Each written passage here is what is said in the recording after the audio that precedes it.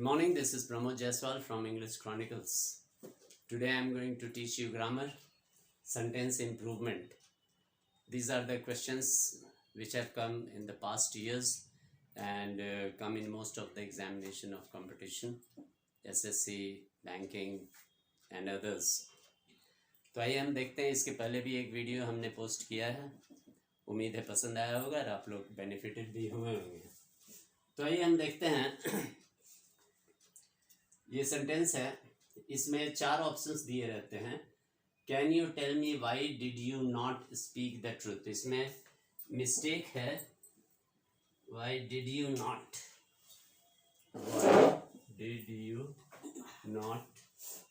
Speak, ये mistake है। और इसमें से ऑप्शंस 5 ऑप्शंस दिए हुए हैं, इसमें से जो करेक्ट ऑप्शन है उसको सेलेक्ट करना है। तो first we have to go negatively, कि जो जो सूटेबल नहीं है हम लोग डिस्कस करके विथ रीजनिंग्स हम लोग उसको क्रॉस कर देंगे। तो जो लास्ट में 1 या 2 पॉइंट बचेंगे उससे फिर फाइनल हम लोग डिस्कशन करके we shall come to the answer.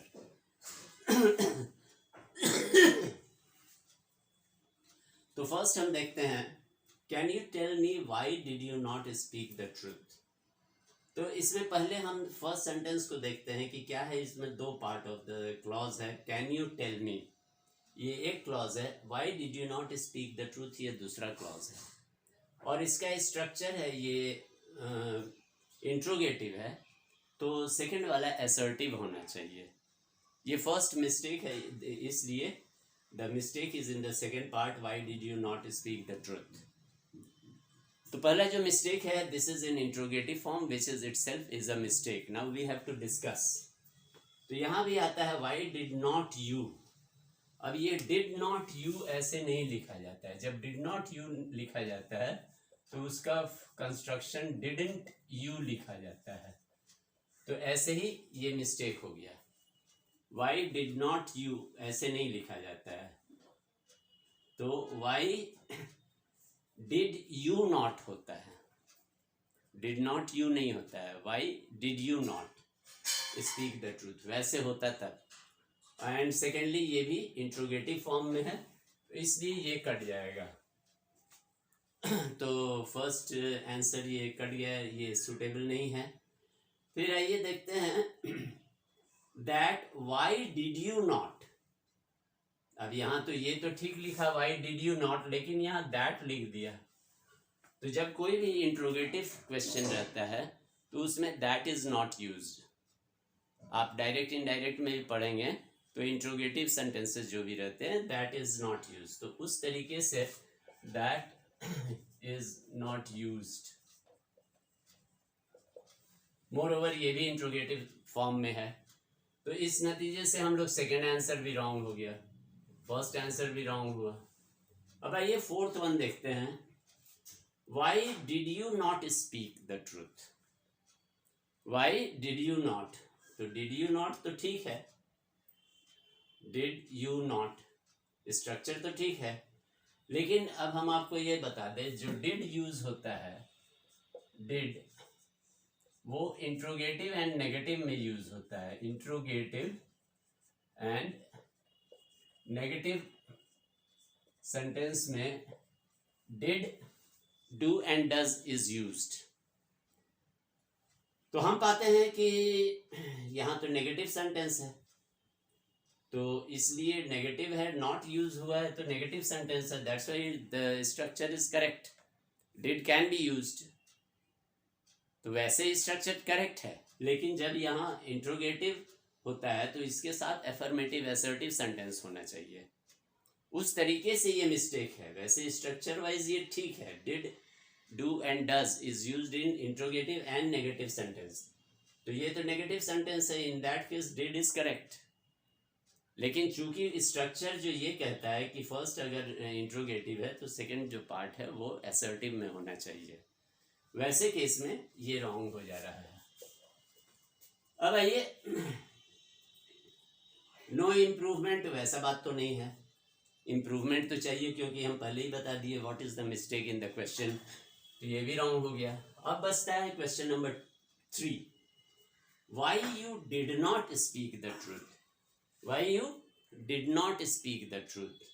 अब यहाँ हम देख रहे हैं कि पहले जैसा हमने बताया कि इंट्रोगेटिव में डिड यूज होता है, लेकिन यहाँ नॉट है, तो नॉट नेगेटिव में भी यूज होता है डिड, तो उस केस में did and not is correct. और वाई यू डिड नॉट ये इंट्रोगेटिव फॉर्म नहीं है, ये असर्टिव फॉर्म में है. अगर डिड पहले रहता सब्जेक्ट के पहले, अगर ये यहाँ रहता तब रॉन्ग होता, लेकिन ये फर्स्ट सब्जेक्ट है देन वर्ब है, तो that means this is assertive, तो that means this is the correct option, question number 3. I hope समझ में आया होगा. जिसको कोई प्रॉब्लम होगा तो आप कमेंट बॉक्स में क्वेश्चन पुट अप कर सकते हैं. I will try to solve your answer problem. आइए नेक्स्ट क्वेश्चन लेते हैं. The small child does whatever his father was done. अब हम देखते हैं वॉज डन का स्ट्रक्चर क्या है. वॉज डन तो पैसिव वॉइस हो जाता है, जैसे आई डिड माई प्रोजेक्ट, तो my project was done by me, तो वॉज डन पैसिव में होता है. फर्स्ट मिस्टेक तो ये है, और पैरेललिज्म नहीं है. स्मॉल चाइल्ड डज ये एक्टिव में है, ये पैसिव. फर्स्ट मिस्टेक तो ये है. सेकेंड मिस्टेक ये है कि यहाँ डज है, first part of the sentence is does, तो वैसा कोई ज़रूरी नहीं होता. It depends upon the sense of the sentence, कि यहाँ कोई ज़रूरी नहीं है कि सेकेंड में प्रेजेंट टेंस ही हो, कभी कभी टेंस चेंज भी करता है, but it depends upon the sense of the sentence. तो आइए हम लोग देखते हैं, एक एक करके करते हैं. कि जैसे फर्स्ट हम ऑप्शन लेते हैं हैज़ डन, तो has done is present perfect tense. Present perfect का मतलब क्या होता है? Action started in past and ended in present. तो पास्ट में होने से तो मतलब नहीं है. Small child does whatever his father, अगर हम बोलेंगे हैज डन, तो वो तो पहले का एक्शन तो बच्चा देखा नहीं है, तो पास्ट प्रेजेंट परफेक्ट उस केस में तो नहीं होगा कि पहले तो बच्चा था ही नहीं, तो उसका एक्शन, अपने फादर का वो एक्शन पहले कैसे देखेगा. तो नतीजा present perfect is incorrect.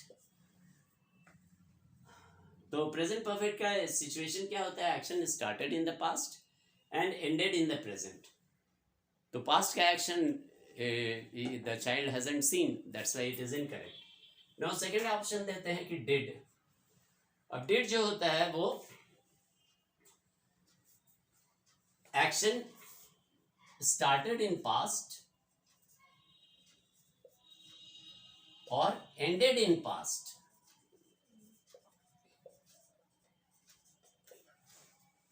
Present से कोई कनेक्शन ही नहीं है, no connection with the present,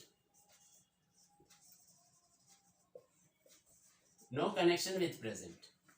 लेकिन यहां तो केस है the small child does whatever his father did. Did पहले क्या किए बच्चा तो देखा नहीं, द चाइल्ड हैजंट सीन, तो दैट्स व्हाई डिड भी नहीं होगा. अब ये हैड डन, इसको देखते हैं. तो हैड डन है पास्ट परफेक्ट टेंस. तो पास्ट परफेक्ट समझाए थे कि जैसे ये टाइम फैक्टर है, ये टुडे है, ये यस्टरडे है, और ये यस्टरडे के पहले है. ये भी पास्ट है लेकिन उसके पहले है. लेकिन टुडे से तो कोई कनेक्शन नहीं है, माने पास्ट में स्टार्ट हुआ और पास्ट में ही एंड हुआ. तो ये भी एक सॉर्ट ऑफ पास्ट से रिलेटेड है. It has no connection with the present कि child has seen the father what he had done पहले, द चाइल्ड हैजंट सीन. तो नतीजा ये पास्ट परफेक्ट भी नहीं होगा. लेकिन ये चूंकि रॉन्ग है तो नो इम्प्रूवमेंट भी नहीं होगा. It needs improvement because this structure is wrong. तो सारे में तो ये एक्टिव वॉइस है, बट लेकिन अभी तक grammatically we haven't come to a conclusion, तो ये भी रॉन्ग है. तो बचता है डज. अब लेट्स डिस्कस डज.